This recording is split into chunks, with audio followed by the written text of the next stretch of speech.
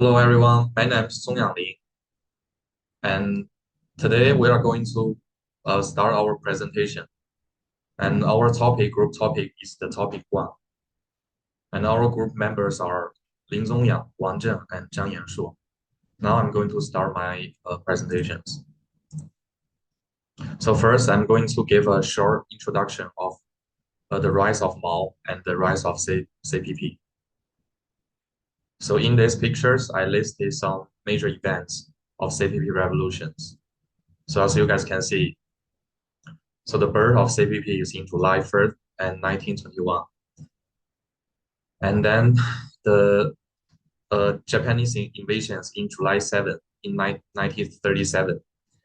And then the Civil War between 1946 and then in 1941, October 1st, is the creation of Republic of China. So this is like a history of China's leaders. So in the presented in the red dot is the supreme leaders. They are Mao Zedong, Deng Xiaoping, and Jiang Zemin, and our current chairman, Xi Jinping. Okay, now I'm going to start my topic. So the first question I'm going to introduce is the characteristics of the Maoist system of governance. So what are the characteristics of Mao's governance? So in my opinion, the first obvious and unique character is the totalitarianism governance. So now totalitarianism is different from the definition of totalitarianism. Governments put more attention on the control of the governments, which is the federal level, the constituent aspect. But however, totalitarianism governments, which is uh, Mao's political purpose, and emphasize more on the reshaping, like change the cultural base of China. For example, it penetrates on the every corner of society. Let's say Mao's government controls not only the army, the federal, like the constituents, but also the schools, the education, like the society, everything, including the ideology and the free speech. And then third, the use of political campaign, such as class struggle. Class struggle. So this is one of my favorite quotes from Mao Zedong. So I'd like to share with you guys. Class struggle. Some classes triumph, others are eliminated. Such is the history of civilization for thousands of years. So actually for Mao, he thinks class struggle is an inevitable process for civilizations, for let's say new political parties, new countries. He thinks only by those, let's say, creating the problem first, creating the conflict first, and then solve the conflicts by some special means is the only way to make a country or make a society better. So basically, put it into simple way is that we need to clean, like we need to fix the problem, and then we need to find the problem first, and then we fix it, and then we just repeat the process over and over again. And in 1 day, the society will be like in a perfect situation. All the problems will be solved. Okay, and those are the all the characters of Mao's governance. Totalitarianism, Chinese Leninism. So which is the different term of socialism and class struggle. Class struggle include one of the most obvious event is the Cultural Revolution. Cultural Revolution is the result of class struggle, and then United Front, mass line. So those are the characters of Mao's governance. However, even Mao is a great revolutionary, but he himself admits that he does not know much about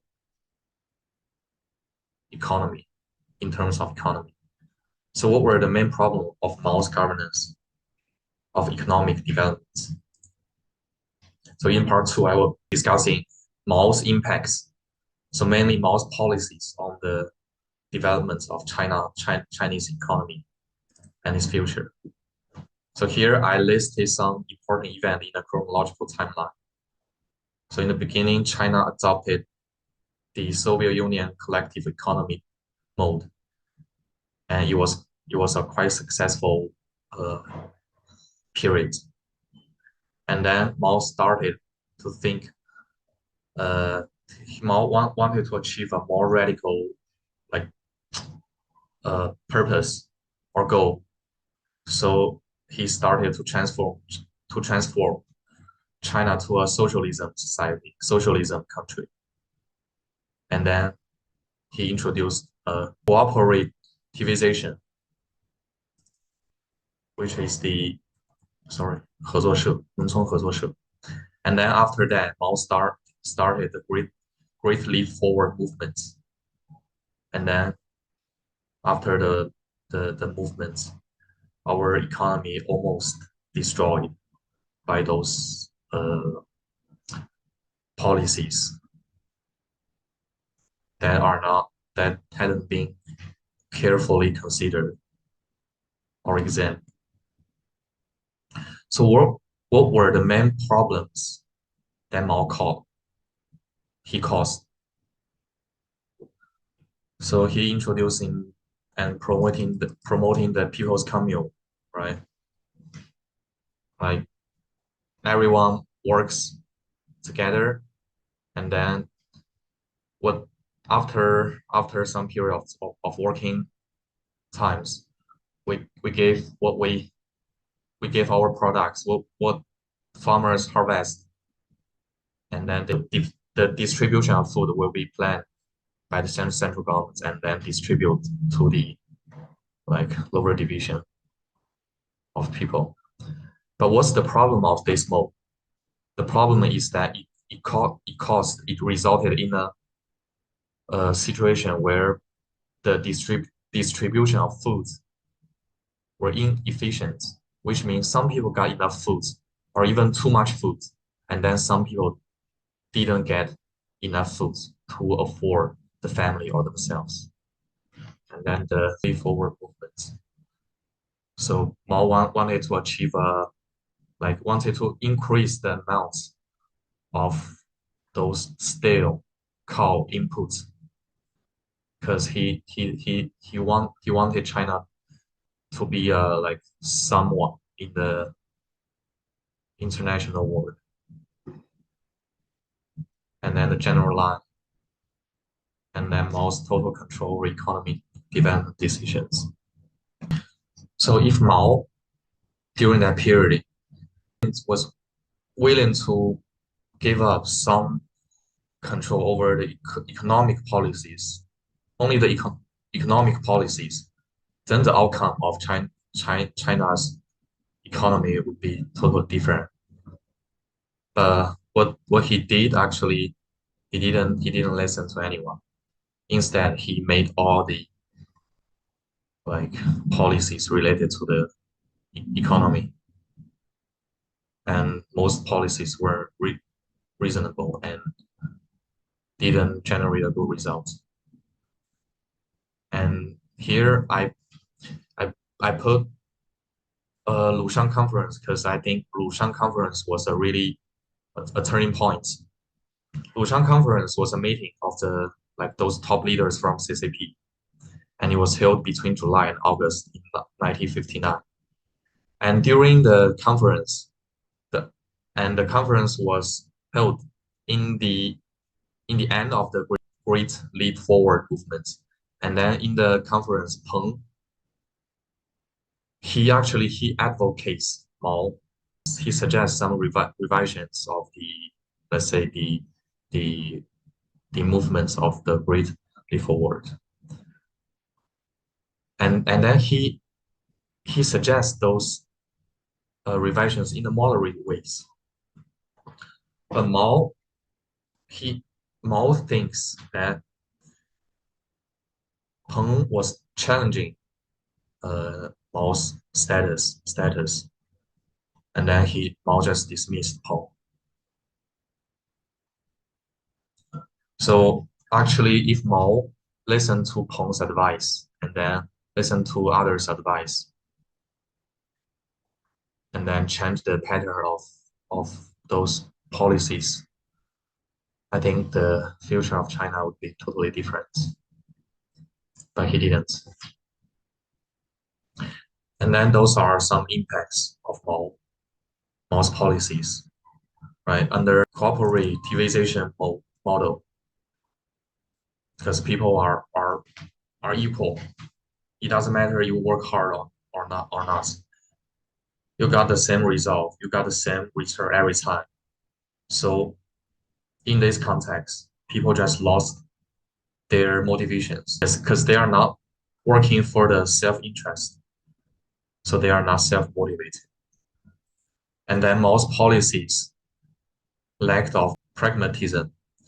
So instead of Mao's early period of his political life, he was practical, and his policies were aiming at solving the problems, the real problems presenting in front of China and the society.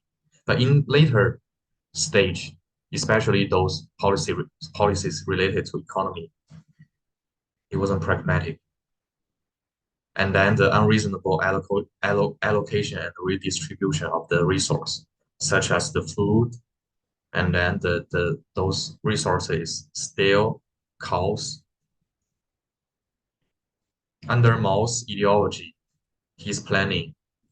So people should just return all the, let's say, all the things they worked, they produced, and then turn those products to the governments, and then the governments will laterally redistribute to the different level of people. But in this process, the distribution isn't efficient. So some people got food, some people don't, and those reasons combined eventually resulting in the death of millions of people, mostly of farmers and peasants. And now part 3 will be the class struggle today. My group member will present this part. Thank you. My part is about the class struggle today. In this part, I will mainly discuss the Cultural Revolution. In 1966, just as China was overcoming the serious difficulties of the national economy, completing the task of economic restructuring and starting to implement the third five-year plan for the development of the national economy, the Cultural Revolution took place. So the Cultural Revolution had complex international and domestic social historical reasons. For a long time after the founding of New China, China faced a severe external environment. The imperialists had been hostile and blockaded for a long time, pinning their hopes for peaceful evolution on the third and fourth generations of Chinese people. And the Soviet Union had exerted enormous pressure on China after the deterioration of Sino-Soviet relations. Such an external environment had a great impact on the party's scientific judgment of the domestic political situation and its determination of the central tasks and policies of the party and the state. Our party, which entered the historical stage of socialism rapidly after a long and brutal war, lacked scientific understanding and adequate ideological preparation on how to build socialism in an economically and culturally backward country. The successful experience of class struggle accumulated during the Revolutionary War period in the past made it easy for people to follow and copy the same approach when observing and dealing with many new contradictions in socialist construction, treating issues that were not class struggles as class struggles, and treating class struggles that existed only in a certain scope as the main contradictions of society, and applying the method of large-scale mass political movements to solve them. And next, I would like to elaborate on the Cultural Revolution. So in May 1966, the enlarged meeting of the Political Bureau of the Central Committee adopted the May 16 circular, pointing out that a group of counter-revolutionary reversionist elements had been mixed up in our political party, and once the time was up, they would want to seize power and change from the dictatorship of the proletariat to the dictatorship of the bourgeois. In August, the 11th plenary session of the 8th Party Central Committee adopted the decision of the Central Committee of the Communist Party of China on the Great Proletarian Cultural Revolution. The convening of these two meetings marked the full-size scale launch of the Cultural Revolution. Since then, the Red Guard movement has flourished. From January 1967 onwards, the Cultural Revolution entered the stage of full-scale cultural control of power, which soon developed into a serious situation of overthrowing everything and even full-scale civil war. Around February, revolutionaries of the old generation strongly criticized the erroneous practice of the Cultural Revolution at various meetings, but failed. By September 1968, revolutionary committees were set up in various parts of the country, which, to a certain extent, put an end to the anarchy that had prevailed in the early stages of the Cultural Revolution. From 1970 to 1971, saw the events of Lin Biao's counter-revolutionary group plotting to seize supreme power and staging a counter-revolutionary armed coup.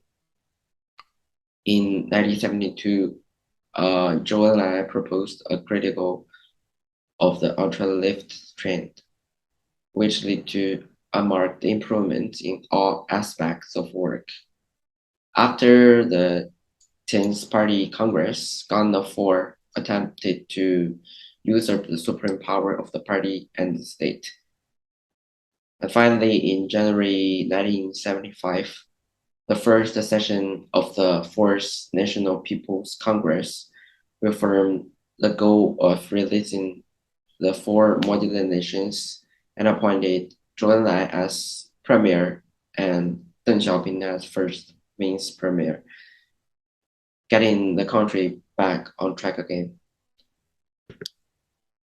To conclude, the Cultural Revolution was launched mainly to prevent the restoration of capitalism and to find China's own way of building socialism.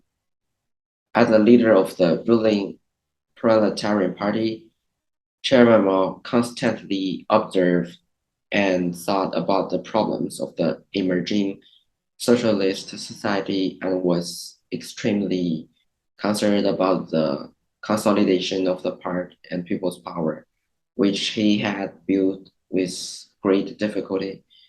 However, due to an unclear understanding of the laws of development in the construction of socialist society, Mao's mistakes in theory and practice regarding class struggle in socialist society developed more and more seriously. The Party Central Committee failed to correct these mistakes in time, which eventually lead to 10 years of civil unrest, causing the party, the country, and the people to suffer the most serious setbacks and losses since the founding of New China. And the lesson was extremely painful. And my friends will discuss the next part. Hello, my part is what are the similarity and the difference between Mao and Xi in their governments. For the different part, Mao and Xi different in many ways in their governments, especially in the characteristics of the thought, with Mao being characterized by class struggle based on the Mao Zedong thought, while Xi was power politics and political reform. For the governments in economic, Mao advocated planned economic with economical planning implement through the central government to control the operation of the market. She advocated a socialized economic with the Chinese characters, but a two-way parallel path through which the planning economical control the development of the market economic, reduced government intervention, improve the market regulation, and allow the market to play a disservice role in the allocation of the resource. And then in the government's measures, more radical and extreme. For example, the Great Leap movement through the radical mean to achieve the socializing, but she is used to more scientific approach to governing the country. For example, according to the socializing development path with the Chinese characters developed by the China, they are also different in ideological.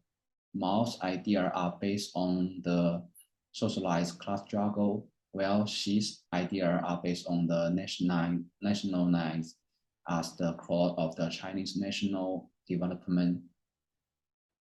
And the other is on the level of the reform. Mao's reform is more for ideological correct, more in the level of the class struggle. For example, he have the Cultural Revolution, but the Xi's reform is very comprehensive and through the economical, political, and so on. For example, consolidating power and coordinational through the refreshing and the reorganizing decision, marketing, matching is establishment the central leader group for comprehensive deepening reform to achieve the effect of the depending economical reform, and the national security, the commission to oversee both internal and external security issue. Also, it have the administrative reform plan on the state colony institutions reform and the government function transfer to reduce approach produce and restructuring of the state institution. And it also can strengthening government organization and produce and procedures, cutting down the number of the administrative approval or decentralizing such approve power to lower level governments, and it can be reducing reduced government fee and the charge. Also, she have military reform or 军改 for Soviet-style army central system to Western-style joint common system. But they also have the source was very different between the Mao Zedong and Xi Jinping. In terms of their ideological, Mao's idea were more focused on the role of the socializing and the expectation and the expectation of the achieving the dictatorship of the proletariat and the socialist utopia. She said national spirit with the patriotism as the core is the correct path to to realize the Chinese national agreed renaissance and to achieve the Chinese dream. To realize the Chinese dream, we must insist and on the Chinese role. We must spread the Chinese spirit, which will combine the spirit of the national with the patriotism as the crowd and the spirit of the Tang with the reform and the innovation of the crowd. The Chinese dream, after all, is the dream of the people. We must realize either by closely depending on people, we must increasingly bring the benefit to the people. But it also will have the some similar in there, both a film of the road of the socializing, extension on the Marxism and the Leninism. For example, the Mars line. In the Mars line, Mao and Xi expressly on the road of the people and getting their support and at link party close as the mass for the and also they also Xi and Mao support the collectivism and they think concentrating the power of the people to achieve the great thing and make people together can do the everything.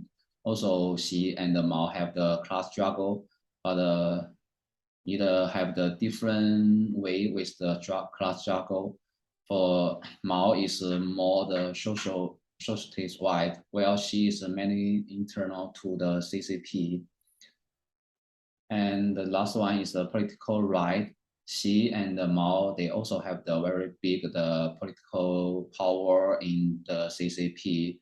Both they are gain the great power when they are leader the China. For example, Xi in the 20th National Congress of the Chinese have the two establishment and the two militants to clarify his leadership position. And thank you for listening. And our group presentation is done.